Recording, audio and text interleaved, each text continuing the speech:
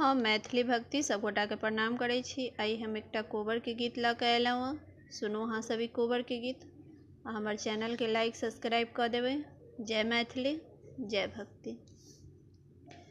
सिया भेलखिन राम के दुल्हनिया, चलू देखब कोबर हे बहिना।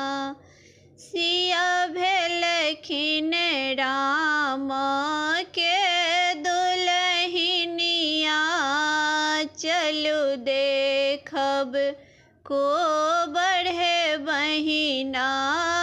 सिया भेलखिन राम के दुल्हनिया, चलू देखब कोबर हे बहिना। राम जी रूप बड़ निखरल, राम जी के रूप बड़ निखरल। सिया दै छथ बड़ सुंदर, राम जी के रूप बड़ निखरल। सिया दै छथ बड़ सुंदर, सेहि देखी जोड़ी लगाओल विधना।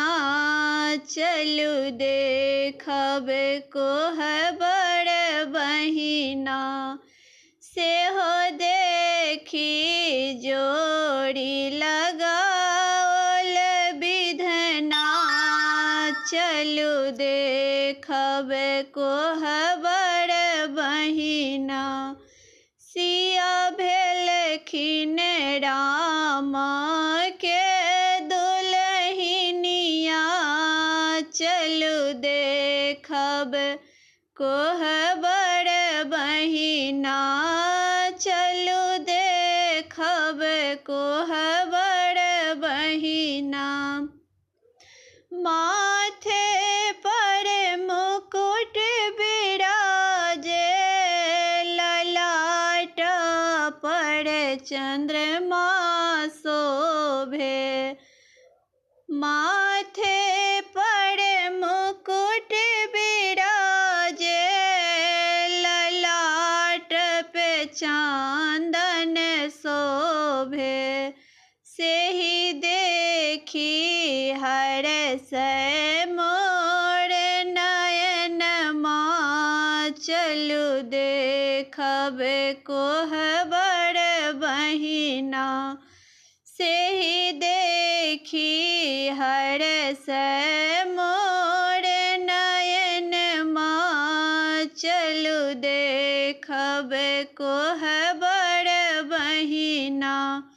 सिया भेलखिन राम के दुल्हनिया, चलू देखब कोबर बहिना।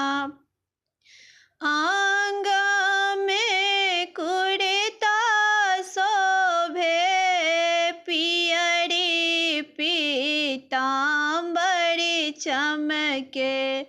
आँगा में कुर्ता शोभे, पियरी पीताम्बर चमके। सेहि देखी हरखै मोर नयनमा। चलू देखब कोबर बहिना, सेहि देखी हरसै मोर नयनमा। चलू देखब कोबर बहिना। पैरा में खड़ाम शोभे, सिया दै के साथ में शोभे। पैरा में खड़ाम शोभे, सिया दै के साथ में शोभे। सिया दाई के बढ़े आही बतिया चलू देखब कोहबर बहिना सिया दाई के बढ़े आही बतिया चलू देखब कोहबर बहिना सिया भेलखिन राम के दुल्हनिया चलू देखब कोहबर बहिना सिया भेलखिन राम के दुल्हनिया चलू देखब कोहबर